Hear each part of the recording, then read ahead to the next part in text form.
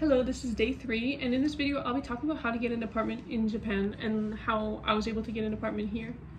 So if you're on a student visa and you don't live in the dorms provided by the school, it's very important that you contact an apartment company and try to secure an apartment. So for me, the process took around 2 to 3 months just because I wanted to contact the apartment company early, and then also having to deal with the time difference with communicating with them was also a little bit of a struggle. When you contact the apartment company, make sure you have a few options available for what kind of apartment that you want. Just having more options is better.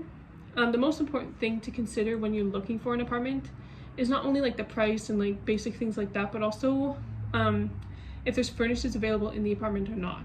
So some apartments in Japan come with furnishings already. So in Canada, furnishings means something else. So it would be like comes with like couches and everything, but here furnishes is like your basic. So that would be like your fridge and like a washing machine. So you can get an apartment with these furnishes already or without. It kind of just depends on what you want. Another thing, there's two main things that you need to consider as well when you're getting an apartment is a guarantor, and you need a reference as well. So a guarantor kind of just is like pretty much just making sure that you're going to be able to pay your rent. And if you don't, then it's like they will kind of, help you, I'm pretty sure.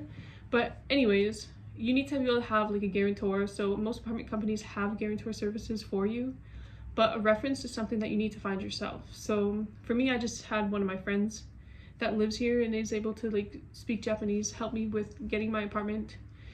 And then also just helping translate some stuff for me when I was getting my keys as well. So there's 6 main things that I think are quite important for when you're trying to move here and get an apartment. You want to know what you want.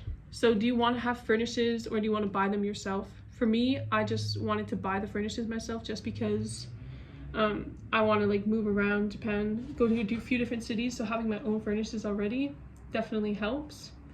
Look at the listings in detail and see what kind of stores are close by to the apartment building. So you want to be able to being in like kind of an accessible area, especially if you don't have a bike or a vehicle. Being close to a store is really helpful. And the fridges here are quite small. Like you can get bigger ones, but if you live in a small apartment, you don't want to have a big fridge.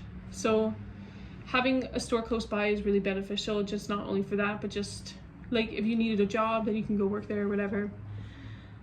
3, who would be able to help you with getting an apartment? So if you have a friend in Japan or somebody that speaks Japanese, this would be great, especially if you don't speak or know a little amount of Japanese. Like for me, I'm learning Japanese, but that doesn't mean that I'm like great at it, so I definitely needed some help. And then they also can be your reference if they live here as well. 4, this was kind of a given, get a place that has an air conditioner. So Japan is like really hot, so having an air conditioner is kind of important. Most places will already have them or like have like a place where you can install them or whatever, but that's like very, very important. 5, have a few options for apartments that you want when you're first like contacting the company, just because they don't always allow foreigners to rent certain apartment complexes or whatever. For me, for example, I had 3 apartments that I wanted to look at, but I was only able to rent one just because the other 2 didn't allow foreigners to rent. So having more options is better than having only a few.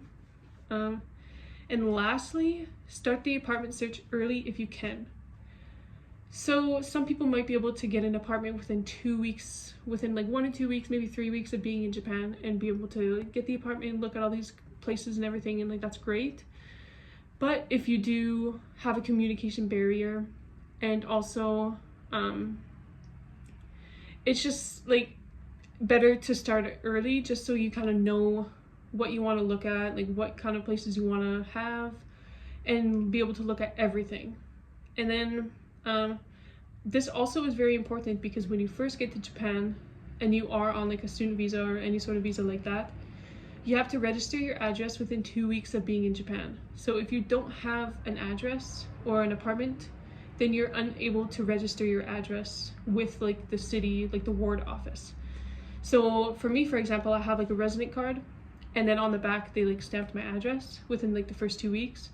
So that's really, really important that you do that, because then they don't allow like hotel or Airbnb addresses to be on there. So that's also something that's important to consider. So next, in another video, I'll be talking about more in detail about like what you have to do at the city office and everything. But yeah, so that's how you get an apartment.